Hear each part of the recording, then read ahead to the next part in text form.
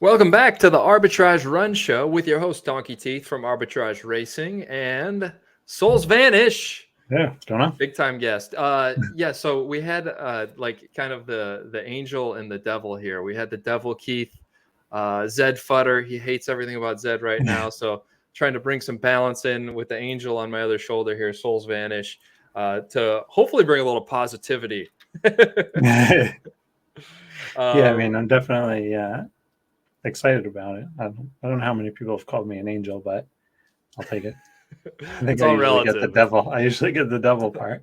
It's all relative, in a couple months it'll be flipped. No, I mean I said it on last week's show, like I really want the show to be balanced and unbiased, and there just by nature I am pretty optimistic and um positive in what I'll put out there, but I think a lot of that I feel like this is what I've said to Keith before, because we talk about this stuff all the time. Like, if everybody out there on social media and stuff was just like super positive about Zed and everything was like getting frothy and just like over the top, I think I would be on the other end. That's just kind of like I'm a balancer. I like balance. And so like when I feel like things are getting too far in either direction, it's like I pull the other direction. And for a long time now, it's been very negative Zed for like the past year probably. So it seemed like I've been over the top positive, but I think I just want that middle, and it feels like everybody's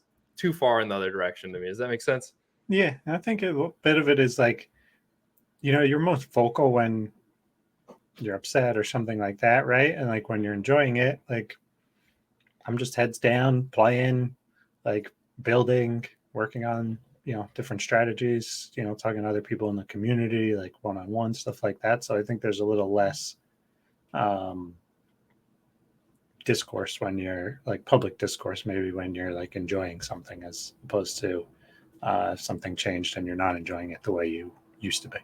For sure. Yeah. I think that's the nature of anything. The unhappy people are going to be more vocal. The happy people are just, they're out there living life and being happy. But that's not to say that there's not reasons and people that, there's not validity to people's complaints and Oh what yeah. Keith brought up on last week's show.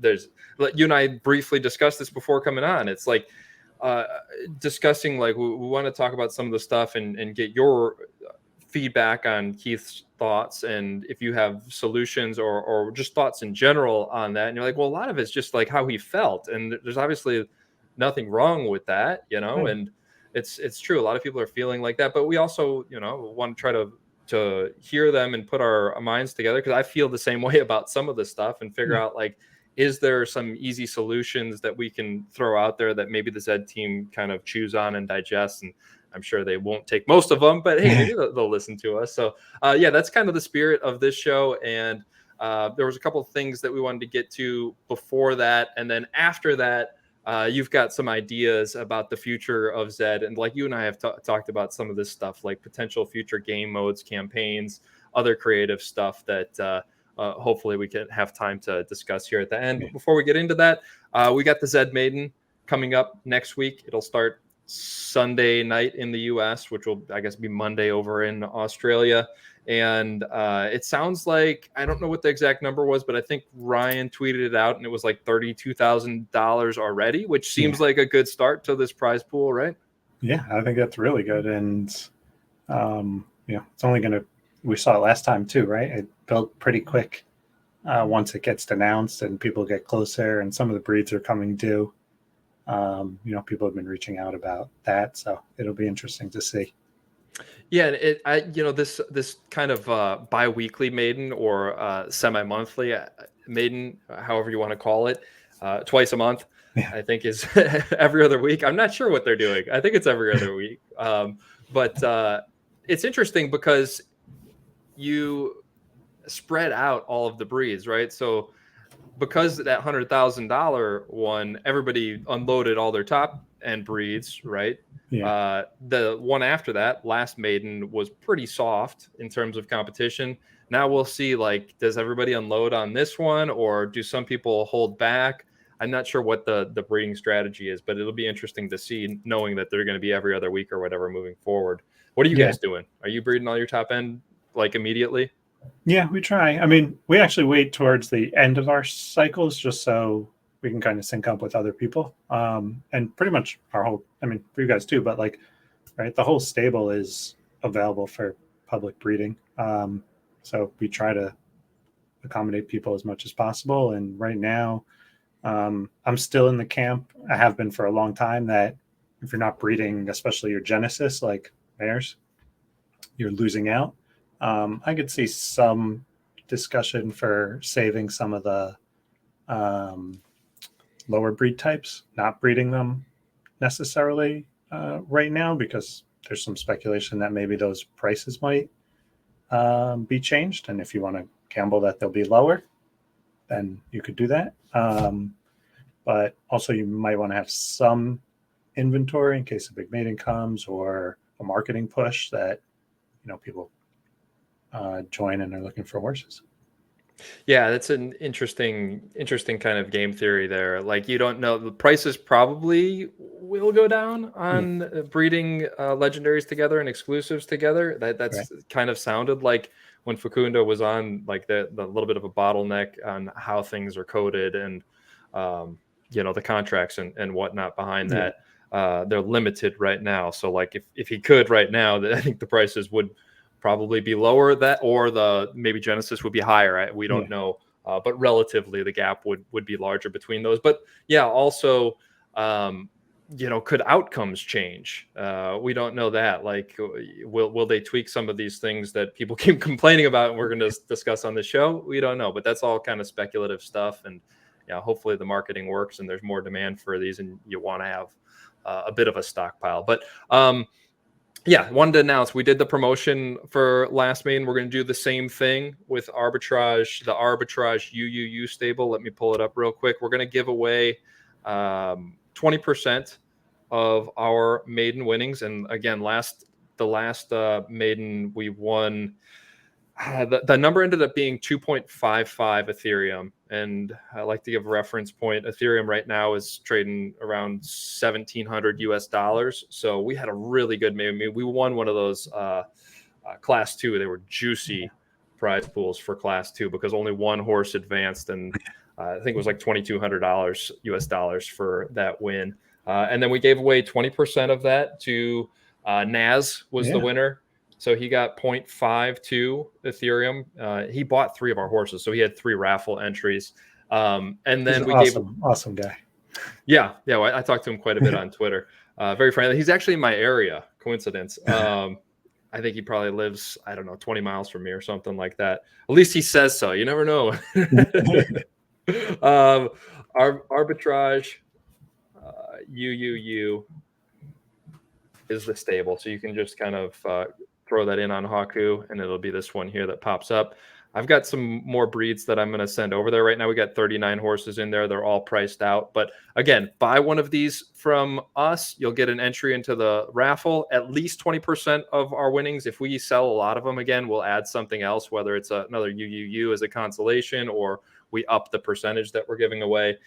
We want to make it somewhat of a reasonable expected value of the buy. So it kind of moves the needle where if, like 50 people buy horses, we got to up the amount we're giving away, right? I like it. Okay. And then the other thing here, Souls, that we discussed is, so Dan added to his Z-Lead Super Breeds tracker, which if you're not following this, it's very, very cool. And I check in and see that it's now been 2,200 breeds. He just added this since the last Super Breed. Is it working? I don't know. Are things broken? Somebody should check on that. BG says that this is just variance, right? Yeah. You never know with this stuff. I trust that this is normal statistical variance. I guess I'm not a statistician, but we want to. You guys did this, you and Vinny. Let me pull up your tweet. You're gonna add a kind of like a progressive. The tweet. There it is. So it's progressive kind of like jackpot for whoever hits the next Super Breed. And hopefully it doesn't happen before we release the show. I'm going to try to get this out tonight. We're recording this on Tuesday night. So I'm thinking of early release here and get this out so people know that there is this jackpot. You guys are giving away 1 ZED token for every horse since the last breed. And that right now is 2,200 ZED token. And I pulled up the ZED token price. It's on a heater, man. It's bullish ZED token. It's up to 0.024 about. Yeah, and just zoom into like the last little bit. It'll look way better. The bottom is in. Not financial advice. So we got 2,200. We did the math right now. What did we say? That's something like 50 some dollars. Yeah, 50 for that. And then, but we're adding a little wrinkle here, right? So if they're Stack Neck Pro user, because we're appreciative of Dan providing this, we're going to do 5 ZED token, and then 10 if they breed with a horse from your guys' stable. Yeah. So what was the math? It was like 275 if for a Stack Neck Pro user right now, and that's going to grow as more people breed here if a super breed doesn't hit. And then, so it's like over $500 now if they breed with one of your horses. Yeah, and get that super breed. So we're going to match it. Arbitrage is going to match it. We're going to do 1 for every horse if you're not a Stack Neck Pro user. If you are a Stack Neck Pro user and you get that super breed, you have to do it before you breed the horse. You can't go buying Stack Neck Pro. We're going to check with Dan. Dan knows. Dan will call you out real quick on that.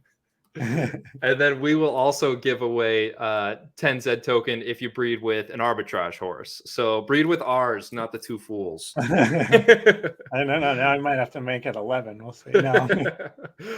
Yeah, we'll throw a bunch into stud. I don't know. Is there an easy way to search for 2 Fools Moulah horses in stud? No, not really. Does Hawker show if they're in stud? I'm not sure. Maybe somebody can clarify. I think you can go to pull up our stable, and then if you scroll through, it'll say, but you'd have to like scroll through and see exactly which ones are in stud. Same. We've got a bunch of stables too. If ZED shows, I don't think it shows if it's in stud or not. Well, you can hit us up if you're looking for a stud and want to increase it. I mean, it's already a jackpot if you hit the super breed, so I don't know if people need the more incentive, but it's fun. It'll be. No, it's a nice little help, especially after you guys went through the power rankings with Dan, right, a few weeks back, or several weeks back now at this point. But it's a nice consolation prize. That was a different time before Kevin was married. I hope he's still the same when he comes back. The rest of Zed doesn't. I saw him with a picture of him and PK. They looked good. They weren't like choking each other out. So. Okay, so anything else here you want to say about this? No, good luck. Yeah, good luck everybody, and good luck in the maiden, of course. So Zed just released the maiden format after Souls and I recorded this show, so I just wanted to add in a quick preview of the maiden format because it is a little bit different, and looks like it's gonna be pretty fun. So just want to run through it real quick here to give you all a recap of the format, because there is a lot here in this announcement from Zed on Discord. So first off, there's going to be 2 maidens. There's going to be 2 maidens running, not just one. The prize pool, which like I mentioned earlier, is sitting at 32,000 as of Tuesday. It's going to be split up evenly between these 2 maidens. They're going to run back to back, not concurrently. So not concurrently, they're back to back. The first one is going to start, it looks like, on Sunday, as expected, Sunday night in the US, Monday in Australia. And then the second one will start up on, what would that be, Tuesday night in the US, Wednesday in Australia or Europe, wherever you guys are. So the first one is going to be totally new format. It's going to be 1v1 in the finals. And I guess we'll just run through everything in the announcement here. So they're each running for 2 days. We'll have 48 hours. Eligibility is still the same. Can't use Genesis for these. Your horse has to be unraced at the start of the tournament or bred during the tournament window. Your Griffin has to take place during the tournament window. What else here? Qualifying races. Okay, so there's going to be free races. Again, now they're going to be 6-gate, 6-horse races. And they're again going to be less than 21 lifetime races in these free races. And it looks like they're going to be in class again. So not just an open class. So, um, yeah, horses that aren't competing in the maiden that were already raced before the tournament started can run in those until they hit the 21 lifetime races. Again, number of rounds in each of these maidens is going to be dynamic depending on the size that they decide to make each of these by class, like they have in the past couple maidens. Distances: 1,400 for the sprint bracket, 2,000 for the mid, 2,600 for the marathon. Prize pools are going to be an even distribution per round within class and distance categories for both of the tournaments. Okay, so now getting into that first tournament, the one-on-one maiden stakes. So both of these tournaments are using the same qualifying races. They're going to be 6 gate races for qualifying. Then once your horse is qualified, the format is going to be 1v1. So this is going to be a tournament for stable breeds. You want to put your stable horses that don't have a lot of variance into this format, it would seem.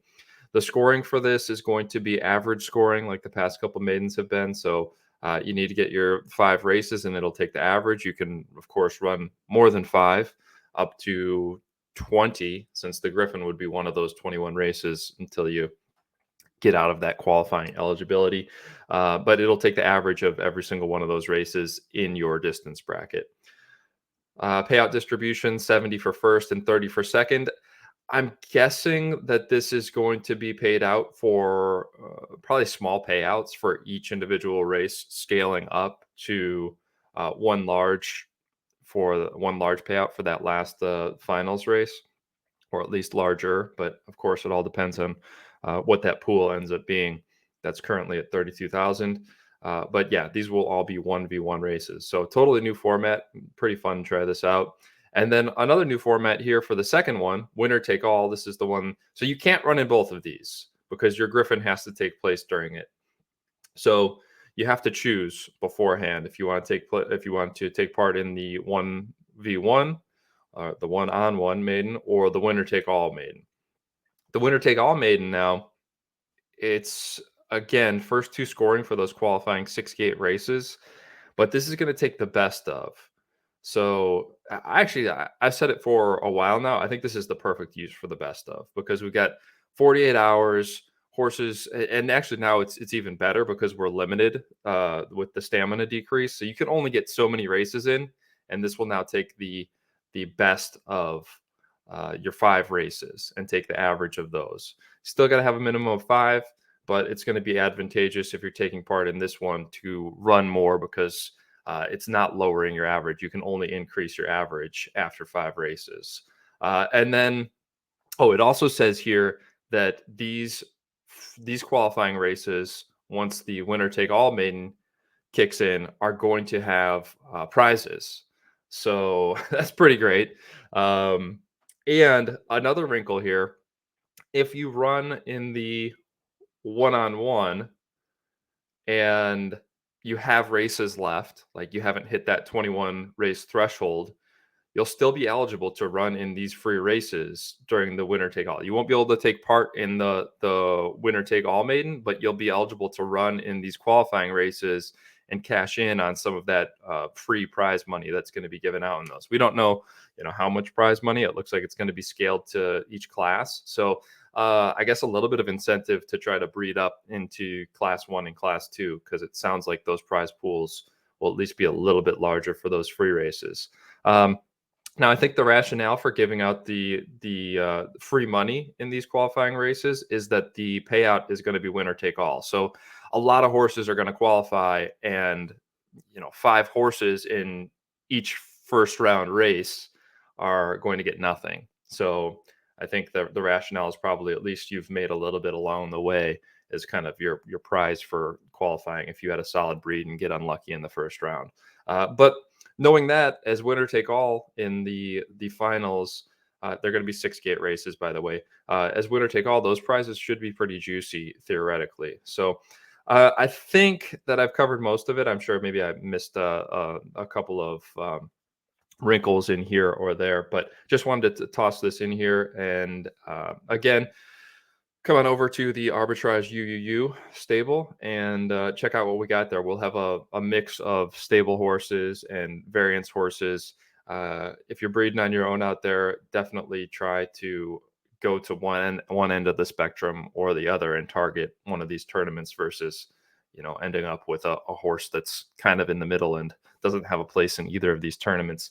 But again, we're giving out those raffle tickets if you buy one from us. And also look for one of our studs and cash in on that super breed bonus that Souls and the Two Fools and Arbitrage are building up there for the super breed jackpot. Good luck in the maiden again, everybody, and enjoy the rest of the show. Of course. Okay, so let's get to the meat of our show here.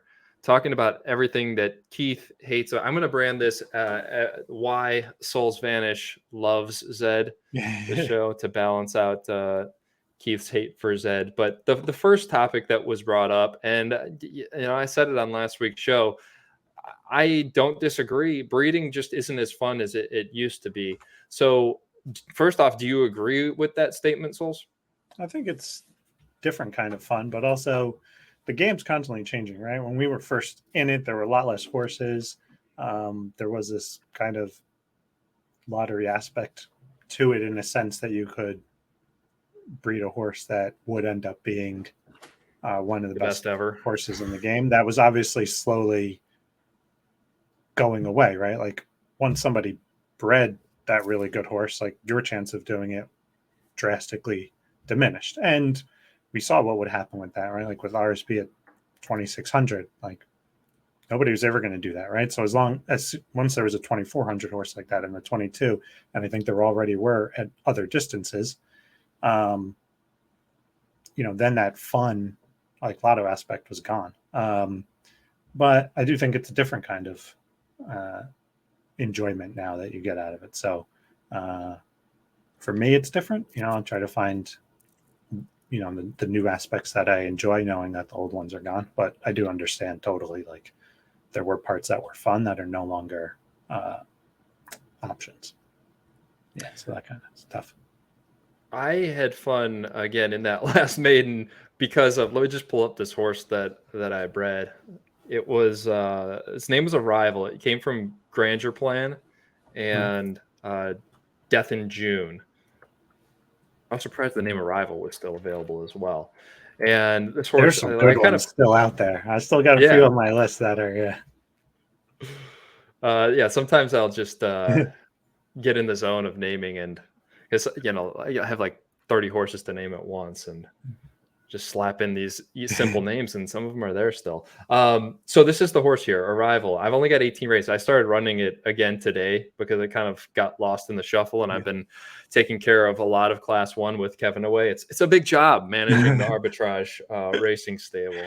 But it looks really, really nice. Obviously, it won the 1.45 ETH here in the last maiden, but now we've got these 3.0 only races, and it landed towards the top of Class 2. It's a 488 coming again from really good lineage. We know the distance preferences here between these two. There's quite a bit of variance coming from Death in June, so I'm not sure how good of a roll this horse hit, but kind of jackpot landing here with 488. So it's got pretty good base ability for Class 2, and again, we know the distance preferences there, and there's some degree of variance. It lost its first flame in a 6 gate today, but it won a $10 winner take all here. Earlier today it won a $10 winner take all in the breeding 3.0 races. So it is a different kind of fun. I agree. Again, I said it on last week's show. The thing that bothers me is we've got like all these top tier legendary horses. Light went off again. I need to fix my light system here. This happens on like every show. We got all these top tier legendary horses, and I want to put them together. And it's like right now with the current meta, and again, maybe this is just a current meta thing. Like you're better off taking one of these really good legendaries and breeding it with a lesser female so that you can have a better chance at landing in, like the 490s close to 500 or I should say in the 390s close to 400 rather than breeding 2 really good ones and landing at like 440 or something like that, which is kind of like the median outcome for these top tiers. You know what I'm saying? Yeah, I get that. I mean, for me, I still like to just breed the best combo I think I can, or if I'm trying for something specific, and then I don't mind as much where I land. I know that eventually it's the amount of, and I know it's another one of his points, right? But they'll level faster, so I won't go into it now, but it won't be as difficult to level up in the future, right? So I don't mind, and then whatever I'm trying to target for that specific breed, I don't think too much about level. I try to go for the variance or whatever distance preference I'm looking for, or stability, however you want to look at it. And yeah, I guess if I'm trying to go for a specific class, then I might do that. But yeah, I think the level is very short-term, short-sighted thinking, to be honest, because I mean, the game's going to fail if we don't have user-based growth, right? And we're all screwed anyway. So it's like we need user-based growth, and when that happens, racing volume picks up. And really, I think the idea is you're going to want horses lower in the class with good variance and distance preference, so you can make money that whole way up. And there's going to be enough volume to segment, each 10 levels or something like that. And each band, you can be profitable the whole way through if you have the right mix of variance and distance preference, right? Yeah. And I guess a little strategy part we could touch on there, right, is that, yeah, you do want to think about like what you're breeding and what horses. Now, also, and I've said it plenty of times, right, be water. I say it for a reason. Every game is going to change. Like, there's always meta changes, and just constantly new changes, patches. Every game goes through it. That keeps it fresh. So just constantly know it'll change. But right now there's a big like 1v1 meta, right? Which is pretty interesting. So that's like the lowest stability kind of you want. So the horses that probably are going to be the best long-term 1v1 are the lowest stability. And every generation you lose stability pretty much. So because of that like fall off. So breeding multiple generations, kind of, if you're not breeding every like cycle and every generation and losing that stability or gaining stability, losing variance, like somebody else might pass you for the like least variant horse to be that 1v1 future horse. And you kind of want to land like the lowest you can because for that stability, because then it's going to be hundreds of levels of BA, as opposed to maybe starting higher with some BA. Now, obviously, distance preferences, you're going to move in that band, but so if you're thinking a few down the line, there's some fun aspects where 3 cycles through an exclusive of breeding low stability, you could get a really good 1v1 horse. Yeah, actually, I hadn't even really kind of considered it the way that you laid it out there. And I'm going to restate it just because it is kind of confusing with the terms stability and variance and the way that you laid it out. To be honest, I think you said it backwards at first, because you lose variance by nature with this breeding algorithm every breed. So if you start out with 2 very stable horses, you're going to lose a little bit of that variance, like 2 stable Genesis horses, right? Almost guaranteed you're going to lose a little bit of that variance, that little bit of variance that was there, and become more stable. And then next time you breed that legendary with another legendary, you're going to lose a little bit more variance and become more stable. So theoretically, you get down to pacer and you have a super stable pacer. But with the way that it works, I guess the way to do it now is to hold that exclusive level and create an exclusive that's very stable, and then find a Genesis stud. Hopefully you get a female, right, with that exclusive. Find the most stable Genesis stud that you can, and keep stacking it in there with stable Genesis studs. And you end up with hopefully a class 1 exclusive that can, right now it's probably going to land in class 2, but maybe eventually I think they're going to give us a way to evo up into class 1. And you could have the best 1v1 horse in the game like that, right?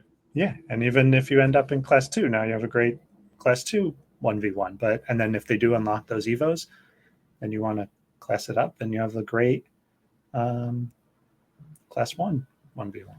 Yeah, this is the strategy that people come to the show for, Souls. No, I love that, and that's why that's why I like you and Vinny, because you guys are always thinking about stuff like that.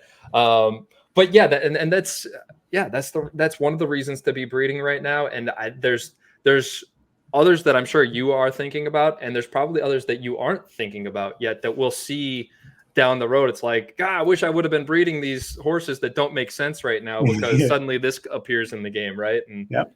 could have been ahead of the curve. So Yeah. yeah, we'll just keep breeding like idiots into something. No, that's why. Yeah. Oh my gosh. So it's so many experiments, and that's part of it fun too, right? Is like there is still a lot to discover, like decay. Like when you're breeding into decay, what's really happening? Stuff like that. So I'm not advocating breeding deep into decay or going out and spending money on decayed horses, but maybe unstable. Yeah, I would. Yeah, unstable. Okay, so back to the topic though. If you were in charge right now, would you make any tweaks to the breeding algorithm, or do you just leave it and stay the course and see what things look like once the actual game loop that this was designed for is in place, and maybe we have a little bit larger user base? Yeah, it's a tough question. I mean,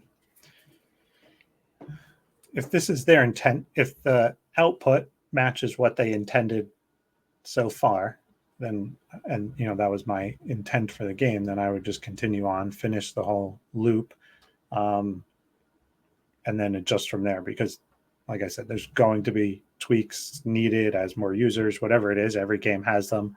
As some, strategy becomes the dominant strategy, you usually change it up. So, yeah, just be conscious of that. Also, that every game does it once. In all these big esports, they track what characters and what strategies are like higher win percentage, things like that. They have a patch that fixes that, and that strategy no longer works, and you have to then go back to the grind and figure out the new strategy. So I would expect something similar. I don't think that they're going to come up with one exact thing and then it's going to be set in stone for 20 years. So yeah, that's where I would stay the course for now and then see as things change. How do you see breeding evolving over time as Zed scales? Like, I guess in a sense of organically, like if this algorithm stays as it is, how do you see things? Like, what do you think will be different as the user base grows and the game loop is implemented? And or what do you think that they'll end up tweaking here?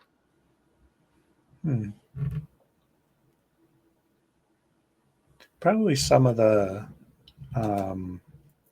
weightings, like how many horses are landing in each class, might be one. So as the user base grows, are people breeding into the C6 and C1, the most extreme classes? If they're not, then are enough users getting there? Like, I'm sure they have some breakup roughly how many they want in C1, C2 within the different classes. And if that ever gets out of skew, like say there's not enough horses in C1, they're all the same, it's not prestigious or whatever, like then they can adjust that. Or if there's too many horses being bred into C1 and they want it to be like this special carrot that's where like a lot of money's going for sponsorship or something, then they may change that too to promote breeding more with existing C1 horses or something like that. Yeah, that makes sense. Do you think any other tweaks are like a sure thing? No, I don't know if anything would be sure. Like, I don't see right now anything that I know of that is game breaking, right? That would require, like, there's only one strategy to win right now. Like, there's nothing that just is like one strategy. That's all that works. That's the only way to win money. We see new horses coming up all the time that are like, holy crap, that horse is a fucking beast at something, right? So, obviously, just comparing 3.0 horses to 3.0, not 1.0 horses. But yeah, so I don't see anything. I don't know. Do you? What are your thoughts? See anything that's like game breaking? No, I mean, I think it works the way that it is. But like I said from the start, there's definitely things that I would change because I think that it's become imbalanced in terms of the three traits, right? Distance, preference, variance, and base ability. Like I just feel like, again, fair is a strange word because the world isn't fair, right? And it was it was overboard the value of base ability in breeding 2.0. So I can respect it being changed to the other end of the spectrum essentially in 3.0 here. But I think that some sort of tweak to increase the value of base ability for those horses that have been totally nerfed Yeah. were some of the best breeders. They were the best breeders in 1.0. They were the best breeders in 2.0, and now suddenly they're like, I don't know. I'm not going to say they're the worst breeders, but they've been surpassed by a lot of horses. So at least boost it up a little bit and get, again, my solution for the base ability problem is to just give some sort of like a little bonus in the breeding algorithm where, like, right now you can't surpass, right, the parents variance and distance preference unless you hit a super breed. So if, like, you Okay. say, right, so if you say like a sliding scale of base ability is kind of the key that maybe allows you to at least equal the parents variance or distance preference or both, or maybe you get the small chance of surpassing it without hitting a super breed. Just something like that just revalues base ability a little bit. I think that would be more fair to the existing community. Hmm. Yeah, I could see, that those weights being adjusted, in a way that makes sense for some of our horses. I guess I wouldn't, especially some of the high BA, because some of our highest BA are our highest stability, lowest variance. I don't know if I'd want them to pass on more variance, because I might like want them to be the 1v1s, based on, now that could change that meta, but 1v1s are probably always going to exist, and it is an exciting format. And obviously we've seen, WAGMI like kind of cleaned up last month with the 1v1s, but so I could see something being attributed to that. Now, whether it's within the racing algo, or I know that they're always thinking about Nakamoto's, who tend to have the highest BA, like getting other bonuses in other aspects. I could see, ongoing value being added back to those horses.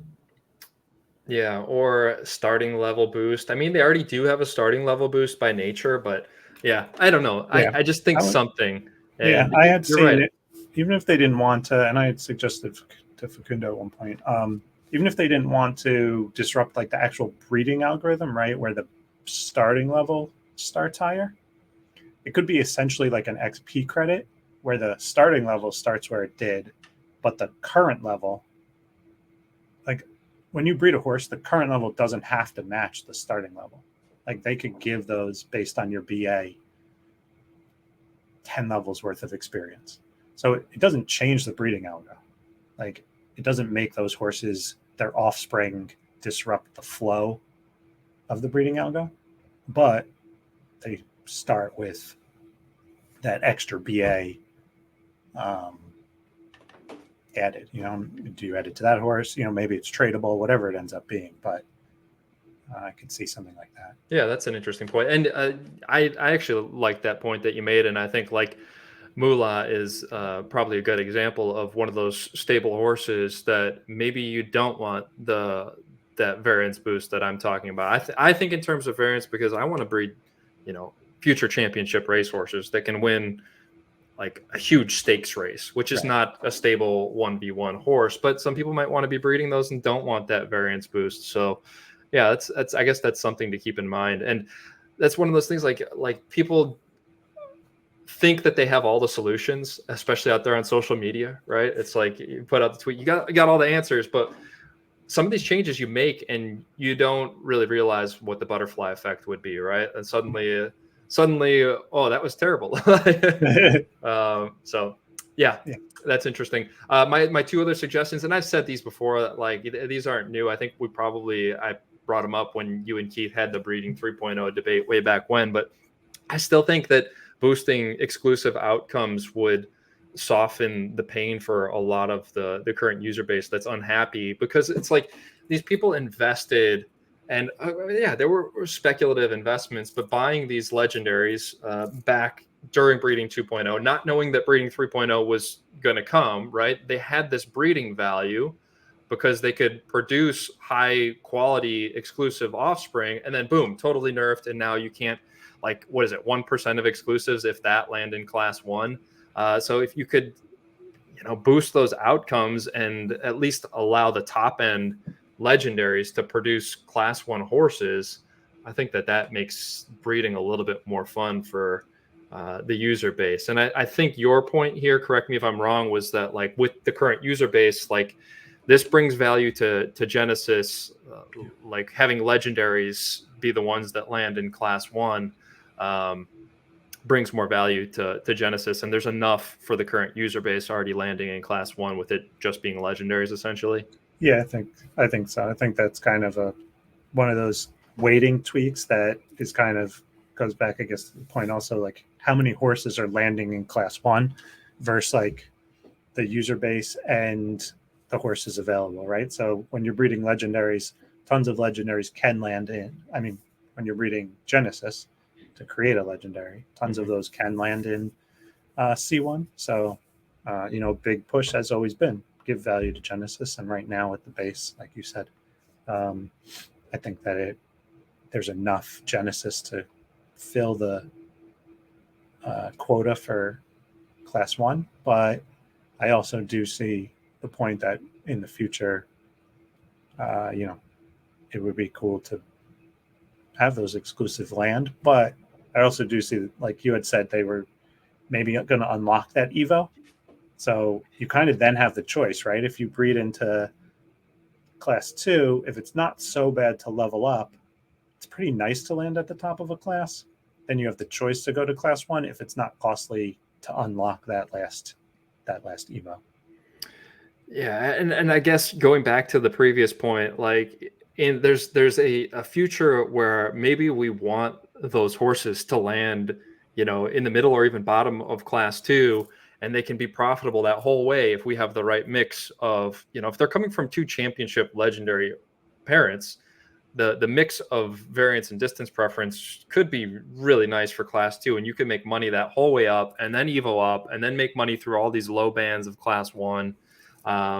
Yeah, so I guess we kind of get stuck in tunnel vision. I mean, can't see, the forest for the trees, I like to say, because it's like the meta is so strong right now, because the user base is so small. Like, we can't get outside of this type of thinking, but we could be looking at things way differently even in 6 months from now, right? Yeah, but I do agree that it did hurt, right? You invested in legendaries because couldn't invest in Genesis, so you get this good legendary from a bloodline, and then sometimes it hurts. You say you want to create this class 1 horse, and it's very, very, very, very difficult to do that. And you feel like even though the variance, like you said, in distant preference is the same, psychologically it's a bummer. Yeah, I mean, and maybe these horses should be treated differently. If you've got legendaries that are above starting level, above like 550 or something like that, so essentially a super breed in the new algorithm, maybe they should be treated differently in breeding 3.0. Like, these were really high-end horses, maybe they should have a better shot at producing a class 1 horse. And again, maybe you don't want that. You might not, and I think it depends too, like what's the difference time-wise or buying XP or whatever, between landing, say, 470 and 520. Like, that's 50 levels, but we don't know once the new update comes, that could be 3 weeks, which is not bad. Like, then you really just would have ended up with the same horse just after 3 weeks of racing. Yeah, well, and the unknown cost is, like, right now you can't get from 500 to 501. So right. What's going to be the cost of that? Assuming they do bring it, which I think they will. But hopefully it's just burning a C1 horse, and then you could get a ticket. Yeah, I mean that would make sense. That system would make sense. Then last on this point, and we'll move on. We're kind of beating this horse. But super breeds. Do you think super breeds are having the intended effect? Do you think they should be more common? Do you think they should be scaled by bloodline? That's a good question. I think they're probably.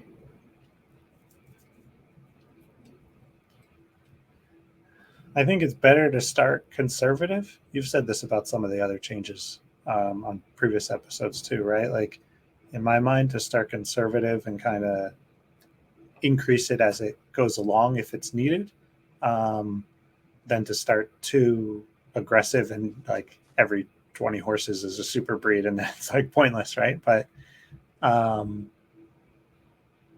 yeah, I don't. 2,200 seems like a lot, but we don't know the difference between Genesis and non-Genesis. Like the rate, it might be 2,000, or it might be 500 to 1 for Genesis and 2,000 to 1 for non-Genesis. So it might not be that far off.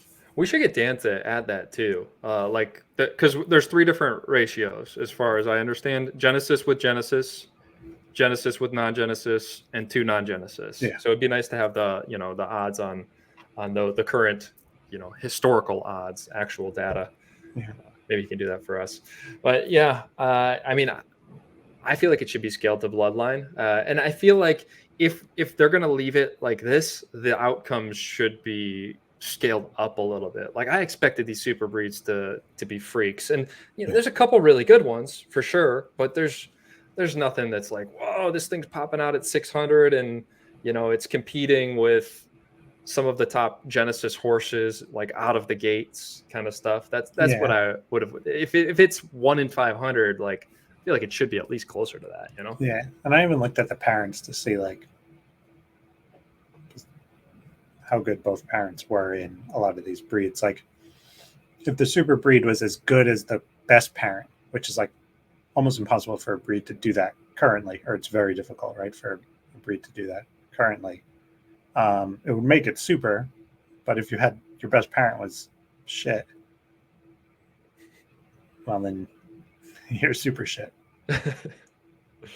You're getting a large level advantage at least. But yeah, this next conversation I think is the part that like I keep asking people about this, and like I've got my views on it, but I'm very curious to hear yours, because we came in, like we've talked so much about this. We came in with the same dreams as Keith of this top end market and potential for Genesis Nakamoto's to be worth $1 million. Like at one time it didn't seem outrageous. Now people think that Zed doesn't want horses to be worth a lot. You hear so many people say that's what breeding 3.0 is, this equality of opportunity and bringing the value of all horses down. And we want all horses to be worth $5 so 1 billion people can play the game. And, Keith keeps saying Candy Crush, which is just, I keep saying it. That's not how I see it, but I'm curious, like what your take is on the top end market or economy or whatever you want to call it. Like, do you see it like Keith and these other people out on social media that just don't think that that's possible anymore? And if you disagree, like what's the path to creating that type of top end market? Yeah, I think the difference between horses has definitely, in some regard, been brought closer together, but like variance and distance preference haven't changed. So that the value there hasn't, right? Only the base ability has kind of been changed, and you can obviously level up and use progression to get there. So I don't necessarily think that top value is different, because when you look at traditional horse racing, a small edge is when you're on the grandest of scales, right? And the large stage, and it's about fame and whatever, like it doesn't really matter, right? You just want a horse that has a 1% edge over another horse. So even in poker and DFS, like it's all about repetitive small edges. And so I don't necessarily think that the top end market will be dead. I think it will just be a reflection of how popular the game is, and the money will come from ego and fame and high end events and being in the spotlight as compared to the amount of money that that horse could necessarily make grinding it out on the track. Yeah, I think you're saying something similar to what I keep repeating, is that like for this potential high end scenario to play out, you know, $500,000 horses, like legitimate values, not even like really speculative values. Like there's tangible value to this. Like we know that it's going to return at least X amount over the next 6 months, kind of a thing, just because like there's historical data, right? There's this game is established, like real life horse racing is established, and you know that there's an established market, and it's not something totally speculative like previous valuations where you have a market that can literally just crumble because there's only 1,000 people participating in it, right? So you know, for that to play out, we need a larger market, right? A more stable market, and some place where these horses can earn, right? And like Zed can't keep giving away money without bringing money in, right? So like how does this ecosystem work? Like I think that it has to be third parties coming in, right, and creating these mass events and partnering with sponsors, because there's so many eyeballs on it that gives our horses the ability to win these massive prize pools, and kind of ignites that ego, prestige, like spotlight kind of thing that people will be after in the future. I guess, is that similar to the way you're thinking? Yeah, but I don't think the high end market and almost any probably economy or ecosystem like this is that the high end market is based on EV or what a horse could earn. Like there in traditional horse racing, I don't even know if any horse is like plus EV, right? The cost to maintain them, and even I mean, obviously, if it's the number one, then maybe it can get stud prices and it's going to make money over its life. But you know, they go and buy a 2-year-old for $1 million from a famous stud. Like, there's no way that's a positive EV move. It's just that once you add the fame and all that, then it becomes, you know, entertainment value and bragging rights, and that then it becomes positive like EV. But it doesn't matter how much that horse can actually earn. I don't think, you know.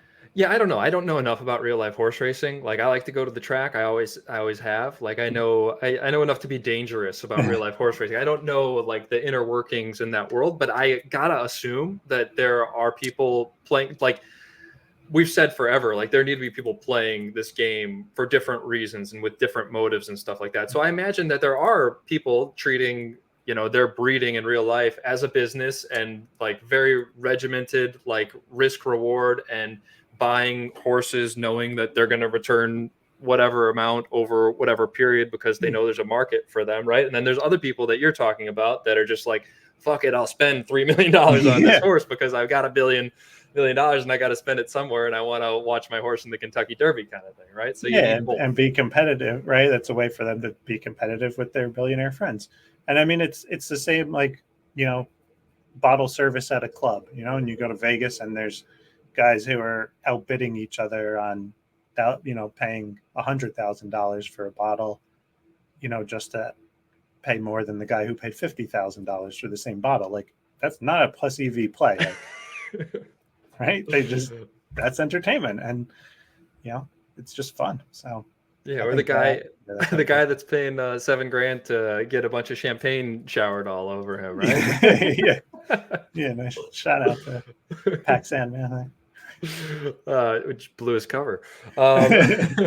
So yeah, I think you and I see it similarly. Like I don't know if it's going to play out, right? But I think the path is clear, actually. You know, as weird as that, I'm sure that does sound to a lot of people in the community that now see it as, you know, equality of opportunity, and Zed wants every horse to be cheap. Like, I think it's a lot like the path towards that future is actually possible now. I don't think it was before, with breeding 2.0 and, you know, the concentration of power and, well, downclassing, obviously. Like, there was just new people couldn't get into the game. So damn light went off again. So yeah, I do think that this, as much as there are things that I would have done differently, again, I keep saying it, I'm not a game designer or developer. So like, I'm going to trust the process, and like, I see the vision at least, right? Yeah. And I mean, could it have worked the old way, like with other tweaks? Yeah, like, you know, said multiple ways probably that it could have got there. But that's it. Trust the process. Yeah. And I guess just to clarify what you're saying about the small edges, like, there's definitely an edge to breeding two really good horses together right now. As you see with this arrival horse that I just pulled up, like, it's not a coincidence that horse won $2,200. Right? Like, there's some luck involved for sure. There's always going to be, right, in a game that's just one race and one roll. But like, there were two really good parents, and they kicked out an offspring with really good traits. Yeah, it happened to be a 488 instead of a 560 that it might have been under the old algorithm, but there's still you know, there's still an edge to having really good horses. So it's not socialism, right? No, not at all. I mean, and plus, like, yeah, I don't.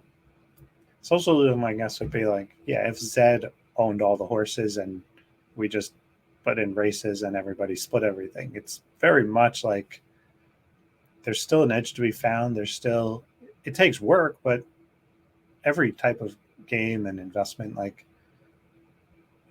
takes work. It's not going to be passive. If it was passive, everybody would just dump tons of money in it and you wouldn't make any money anyway. But yeah, I think, and look at the leaderboard, it's the same people at the top all the time. And I'm sure if you took out, be an interesting thought exercise to go through and take out 1.0 breeds or even 2.0, right, and see each month who are the 3.0 stables that are making the most amount of money. I imagine it would be pretty similar.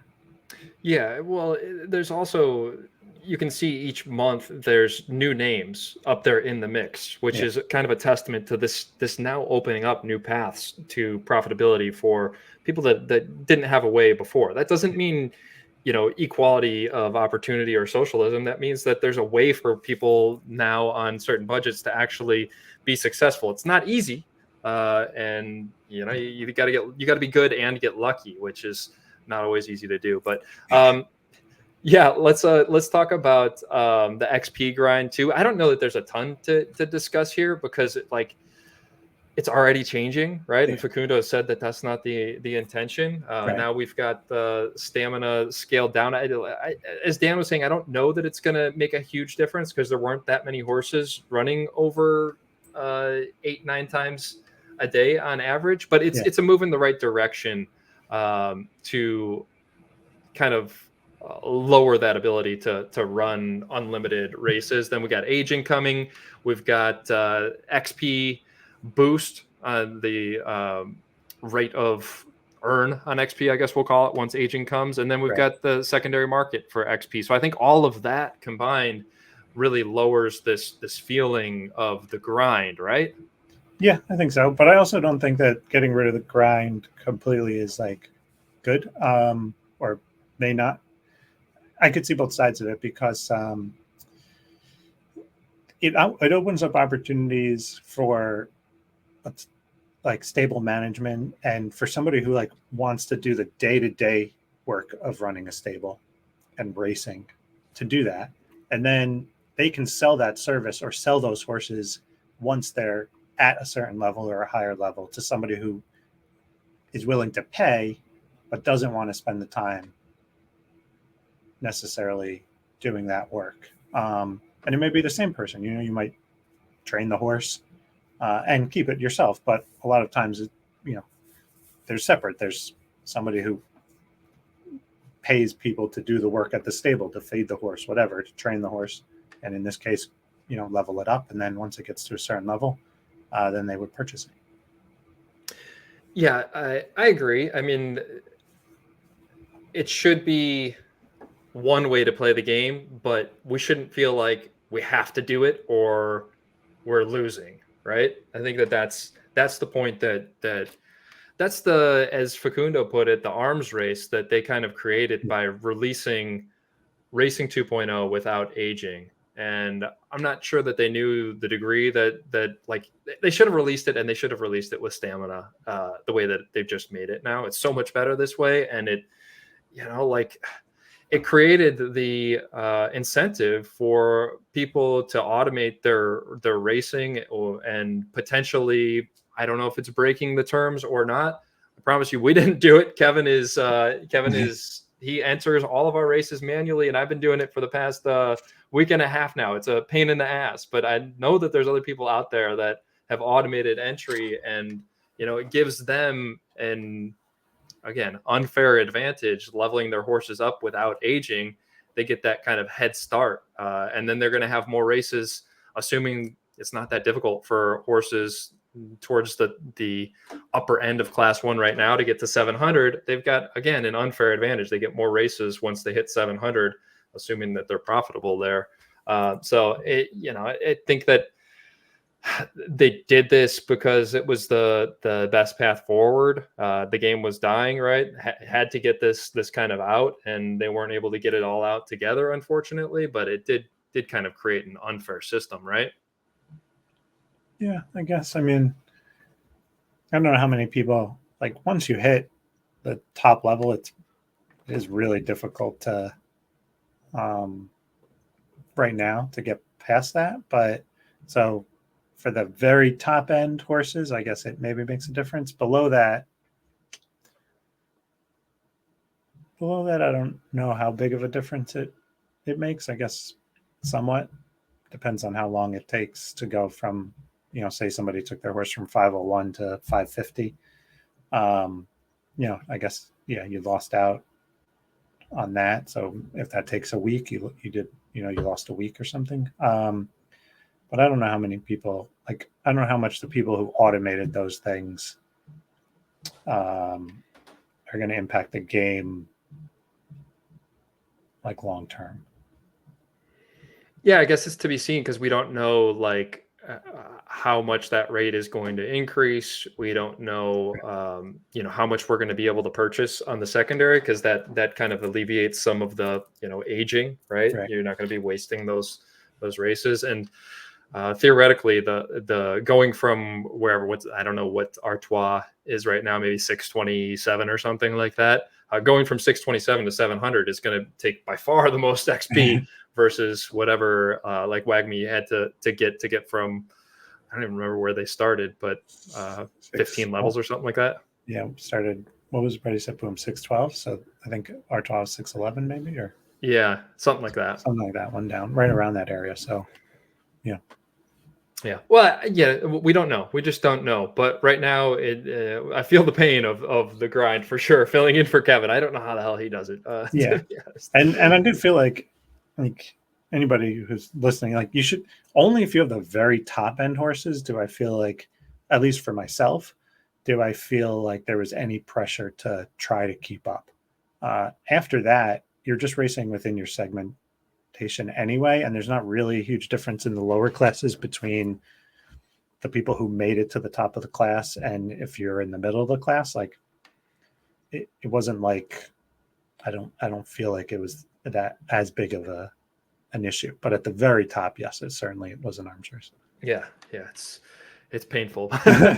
Hopefully it's almost over. I mean, it's definitely, again, the stamina. We weren't racing. I don't know if any of our horses were getting more than like 8 or 9 races a day. So we were like losing ground constantly to the people that were really great. Because we got a deep stable. We couldn't get all of these horses that many races. But yeah, let's move on. So that's why Souls loves Zed, right? Yeah, I mean, it just, I like change. I think that it, like, breeds opportunity. So anytime things get switched up, new seasons, new whatever patches, you, as long as you can adapt, be the first one to read it, think about it, and react, like, that's great opportunity, especially if you weren't already at the top. Like, that's when things turn over, and fortunes can be made. Yeah, I think that, again, if you're feeling burnt out, you hate the game, like come back in a couple months. I bet Oh it's yeah. going to be more fun. I really, I'm pretty confident the game is going to be more fun in a couple months once the actual game loop is out. So Yeah, if you're not enjoying it, just take a step back, take time, or do focus on a different part of the game. If there's aspects you like, just do that. Talk to somebody else, other people, see if there's different aspects that they enjoy. If you enjoy the breeding, you know, like reach out to some stables or whatever, and maybe you do the breeding and somebody else only enjoys the racing, and you can work on a partnership or yeah, and sounds familiar. something. So give me some quick ideas, some fun ideas about the future of Zed, potential future game modes. I know that like the simple one we've talked about is like classic mode Yeah. where you can race unleveled and kind of bring value back to some of these horses that may have lost ground in the arms race. Yeah. But we've also talked about like campaign modes and stuff like that. Do you have anything off the top of your head that you would like to see from Zed in the future? Well, I'd definitely say like there are a lot of like fun things that are going on in the community already, right? Like Dan and Z Lead have the tournaments, Lucky Jack has his, like I know Guinness, like there's other ones going on. So definitely like engage in the community, seek them out. There's a lot of cool stuff that you can happen. Like we're doing stable duels against Bryce Thursday night with the Knights of Degen. Like there's all these opportunities. Like last week they did 1v1s. Uh, it's there's a lot out there that you can already take advantage of. And how do I think that they'll kind of implement some stuff going forward? Yeah, I do think that missions, we had talked about kind of setting up maybe like missions on the Arbitrage.Run site, quests, weekly, something like that. So I think they're going to give these different ways to play. That's not just about like racing for money. Maybe it's about doing, performing accomplishments and achievements.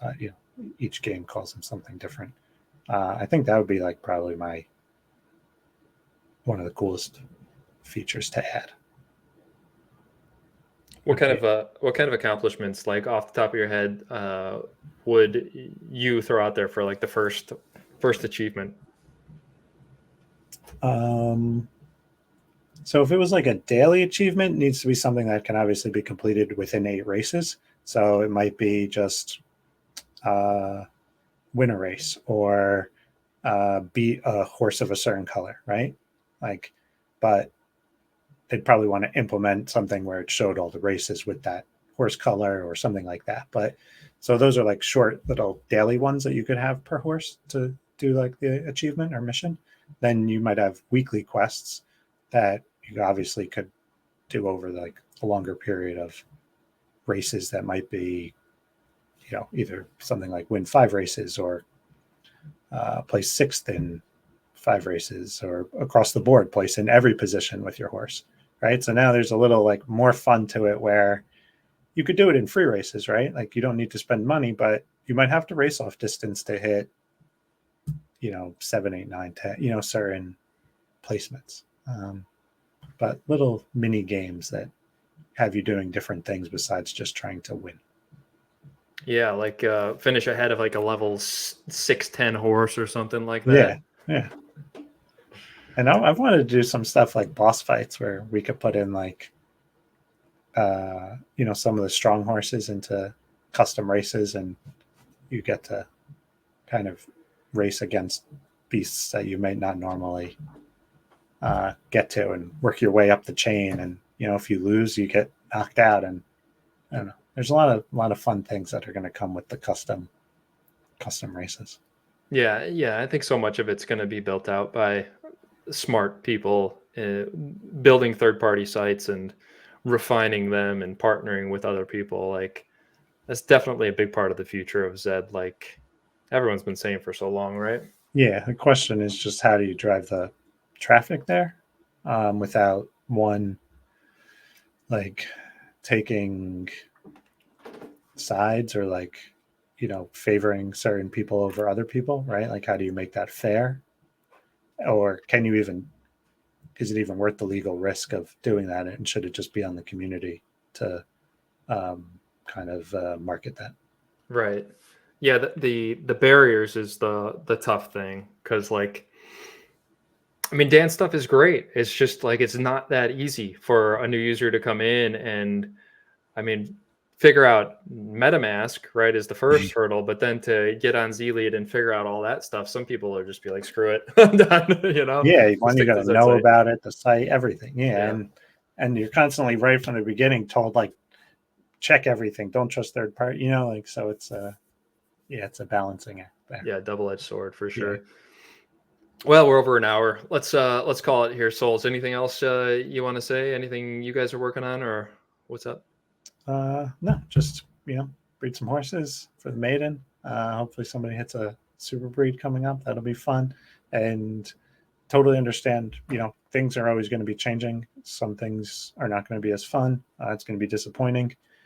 We've been through ups and downs with Zed, and I've been a gamer my whole life. I play a lot of competitive games. It's a grind. Changes. You have to constantly be kept up with things. If it was easy, everybody would do it. So good luck. Thanks for coming on, Souls. Again, follow Souls out there on Twitter at 2FoolsMoulah. I'm at Zed Diamond Hands. Kevin will be back from his honeymoon next week. So yeah, we'll have him back on the show. And I think we're going to try to set up a custom Griffin race and do an auction with 6 of our horses for the next maiden. So I think Kevin and I are going to get working on that. We're going to breed 6 like really fun ones that should be relatively close in hopefully level and ability, and throw them into a Griffin at probably similar distance preference, and then have like a really nice prize for whoever wins that Griffin, and then just auction those 6 horses off and run them on stream, let people ask questions and all that. I think that's going to be a really fun format. So we're going to get cracking on that. We'll do kind of a Twitch stream for that. I like that. Any type of Griffey. Yeah, Griffies are one of the most exciting. So that paid Griffey, custom Griffies, yeah, they're fun. Yeah, and we wanted to like make it congruent with the Zed maiden, because like that's a lot of the value is there, right? Or at least right now in the current meta with unraced horses and buying breeds, it's like you got to get them in the maiden. So we're going to try to line it up with that next maiden. So get ready for that, everybody. But again, thanks for coming on, Souls. Everybody out there, if you could like and subscribe to our show, that would be awesome. And we'll catch you next time.